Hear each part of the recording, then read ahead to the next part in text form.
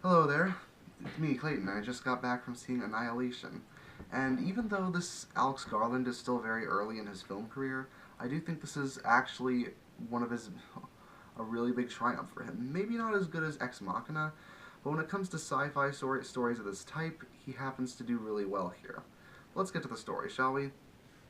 The story is that after her husband, Kane, played by Oscar Isaac, comes back after a year of absence with a mysterious illness, a woman named Lena, played by Natalie Portman, has to investigate an area called the Shimmer, where everything inside the Shimmer has been mutated, and it all originates from this lighthouse.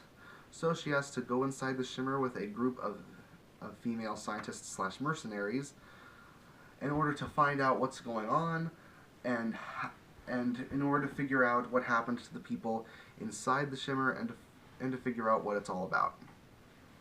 That's all I'll say about the story without spoiling anything, so I'll just go over what I liked about the film, what I didn't like, and give you a rating.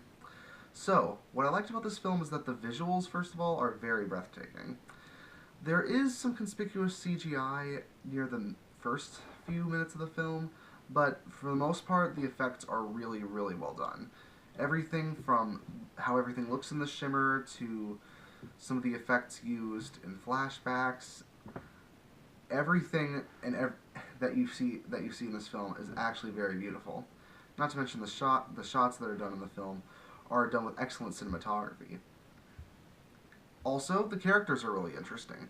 Even though the characters are ones that you might not get attached to for too long, all of them are well acted, and all of them are given as much development as they need to before they serve the purpose. And I think Tessa Thompson and Gina Rodriguez were my favorites of the side characters, but Oscar Isaac and Natalie Portman do a very good job as well. However, one of the problems with this film is the framing device. Without spoiling anything, the film opens up in media res, so you sort of already know who lives and who dies by the time the film begins. There is still a big mystery to unfold in the film, but it does leave a few things. It does let you know that certain characters you meet in the middle of the film are just gonna die, and it makes you wonder why they decided to do this in media res approach to begin with. It eventually makes sense near the end of the film, but I do wish it would have begun in a different way. I wish they didn't do that approach.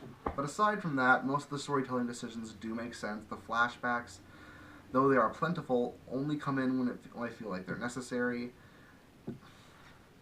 And I do feel that the plot twist in the third act is very well done. Without spoiling the plot twist, it is built up throughout the film, and I do think that once you figure out what the twist is, it's actually really interesting.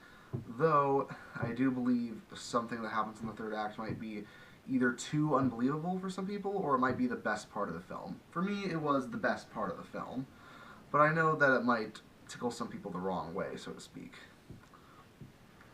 So, other great things to say about the film? Well, I do believe that the music is very well done as well. The music is very unique in the sense that it has that creepy thriller vibe to it, but also has a futuristic sound to it. You'll know what I mean when you hear it, but it really gives the film a good sense of identity when it comes to how it sounds and how it looks. And trust me, standing out in a sci-fi genre isn't always the easiest task. So, with all that said, Annihilation is a brilliant film that you should definitely watch, and even if it has a few problems, it definitely has a lot more upsides than downsides. I give it an 8.5 out of 10. See you next time.